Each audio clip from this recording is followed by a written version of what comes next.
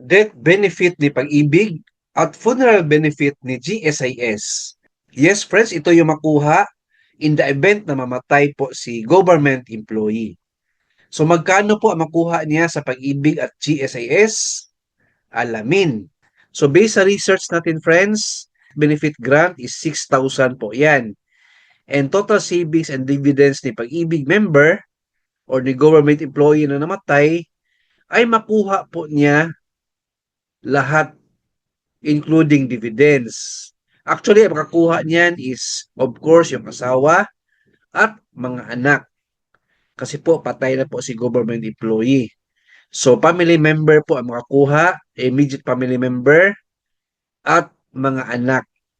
Yes, friends, lahat ng mga anak makareceive sa Pag-ibig Fund.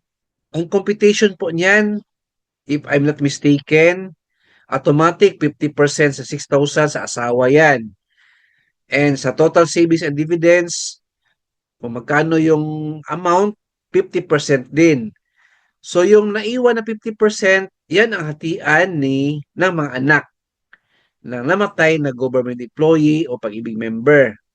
So 3,000 sa death benefit grant, kasi 50% sa 6,000 is 3,000. Hatian po ng lahat ng mga anak. At yung savings and dividends niya ni Pag-ibig member, kung magkano man yan, 50% of that ay sa mga anak. Ayan po. Funeral benefit na 30,000 ni GSIS ang makuha ng family member ng namatay na government employee at GSIS member. So medyo malaki ang funeral benefit, 30,000 compared sa 6,000 ni Pag-ibig Fund.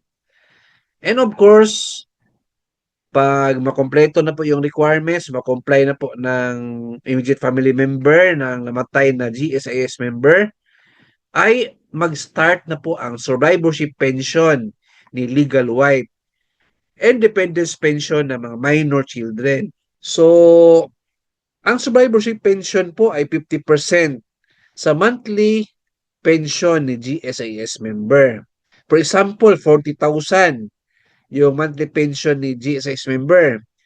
50% of that is 20,000. Yan po ang survivorship pension ni legal wife.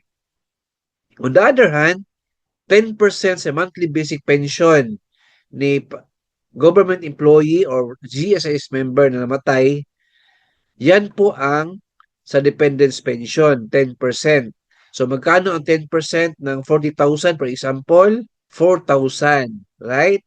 So lahat ng mga anak na minor children, meron silang 4,000 each.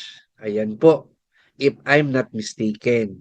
To be sure po, if may time kayo, visit Pag-ibig Fund and GSIS office for more queries about this. Alright, hope na may na-learn kayo sa content natin today. Please like, share this video, and subscribe my YouTube channel. Thank you, God bless, and 2 thumbs up.